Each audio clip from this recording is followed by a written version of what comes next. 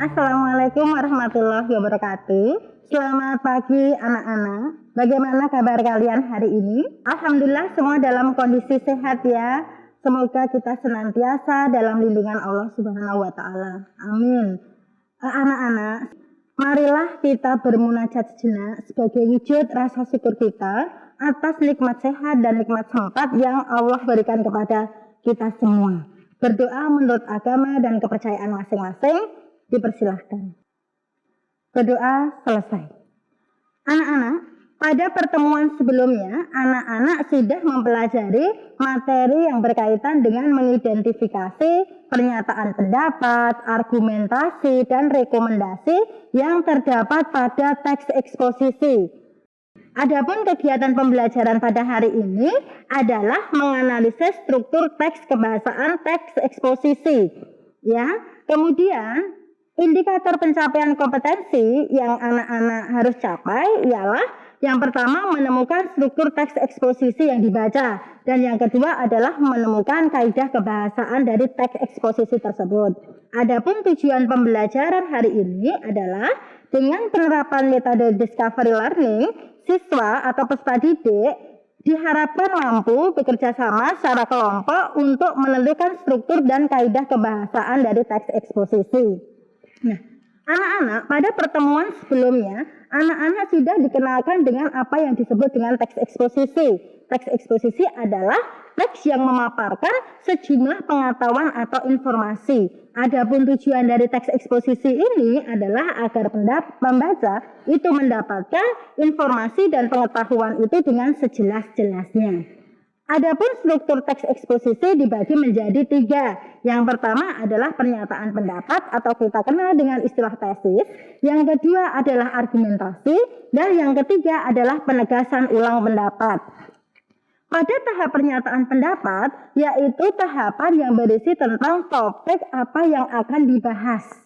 Kemudian pada tahap argumentasi itu adalah tahapan yang berisi fakta-fakta atau bukti-bukti di lapangan dan contoh-contoh yang digunakan untuk memperkuat argumen yang disampaikan oleh penulis di dalam tahapan tesis. Dan yang ketiga itu adalah penegasan ulang pendapat. Penegasan ulang pendapat di sini berfungsi sebagai kesimpulan dan biasanya disisipi rekomendasi berkaitan dengan apa yang harus dilakukan untuk menguji prediksi penulis yang terdapat pada bagian tesis. Nah, untuk menambah pemahaman kalian terhadap struktur teks eksposisi, silahkan kalian cermati pada bagian berikut ini. Nah, setelah anak-anak mencermati contoh teks eksposisi tersebut beserta analisisnya, apakah anak-anak ada kendala? Apakah ada sesuatu yang perlu ditanyakan? Nah, kalau tidak, silahkan anak-anak melanjutkan belajar berkaitan dengan unsur kebahasaan teks eksposisi. Unsur kebahasaan teks eksposisi yang dominan biasanya muncul istilah khusus atau istilah teknis, yaitu istilah-istilah yang berkaitan dengan bidang yang sedang dibicarakan. Contohnya, apabila kita berbicara di bidang kesehatan, kita akan sering bertemu dengan istilah vaksin, istilah virus, istilah injeksi. Dan kaidah kebahasaan yang kedua, itu adalah pemanfaatan konjungsi. Nah, pemanfaatan konjungsi yang dominan di dalam teks eksposisi itu yang pertama adalah konjungsi untuk menata argumen. Konjungsi menata argumen ini digunakan menata fakta-fakta agar fakta-fakta itu berurutan dan tidak terbolak-balik. Contohnya adalah kemudian, selanjutnya, lalu. Dan yang kedua adalah konjungsi yang menyatakan dualisme pendapat. Konjungsi tersebut meliputi namun, atau, tetapi. Dan yang selanjutnya itu adalah konjungsi yang digunakan untuk menyatakan sebuah rekomendasi. Mengingat bahwa teks eksposisi itu tandanya adalah adanya rekomendasi. Contohnya, dengan demikian, oleh karena itu, jadi. Nah, itu berkaitan dengan konjungsi. Dan kaidah kebahasaan selanjutnya itu adalah pemanfaatan kalimat fakta dan kalimat opini.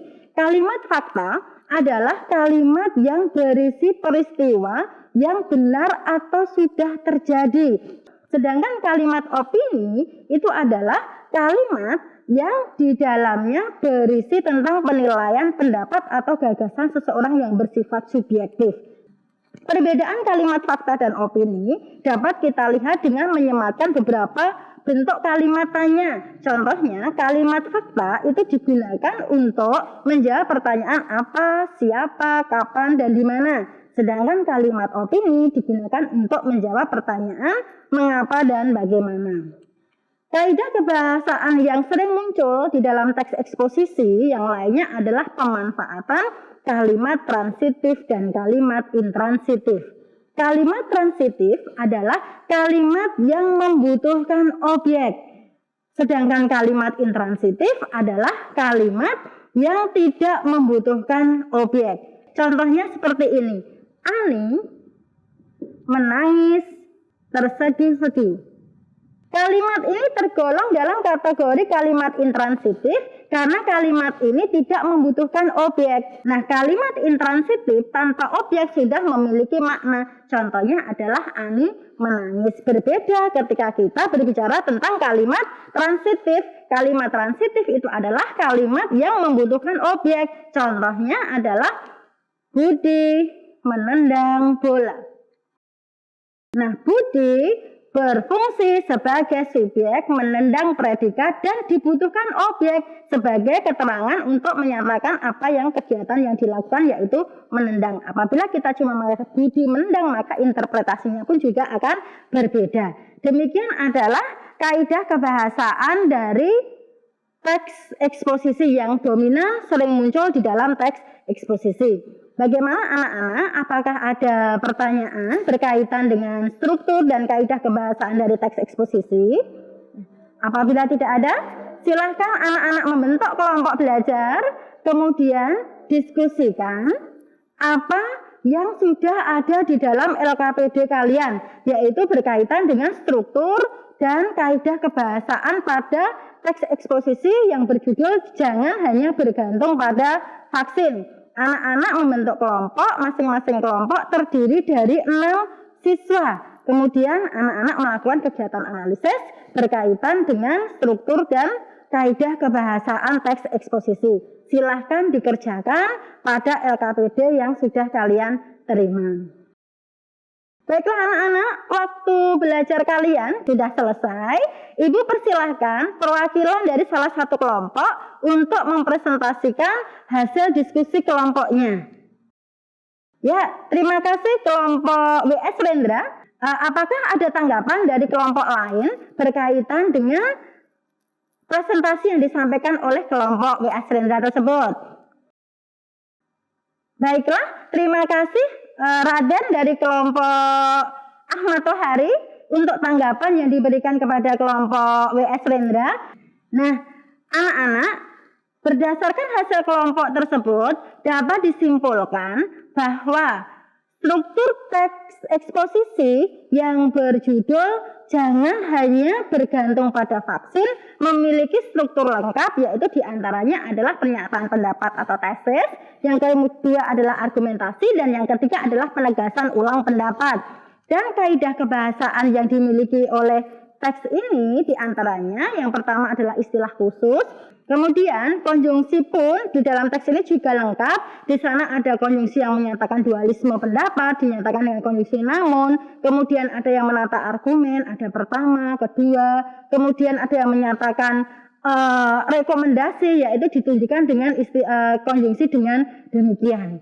Nah, pada teks eksposisi tersebut juga banyak didominasi oleh kalimat transitif dan intransitif. Seperti apa yang kalian lihat pada tayangan PowerPoint yang Ibu sampaikan di depan. Kemudian selain itu, teks ini juga banyak mengandung kalimat fakta dan opini. Mengingat bahwa ciri utama dari teks eksposisi adalah mengandung kalimat fakta dan opini.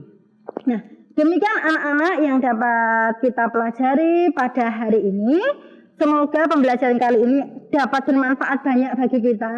Demikian kegiatan pembelajaran hari ini. Marilah kita berdoa bersama, semoga kita senantiasa selalu diberi kesehatan Allah Subhanahu wa taala. Berdoa menurut agama dan kepercayaan masing-masing dipersilahkan. Berdoa selesai. Selamat pulang, jaga selalu kesehatan, ingat protokol kesehatan yang telah digaungkan oleh pemerintah. Assalamualaikum warahmatullahi wabarakatuh.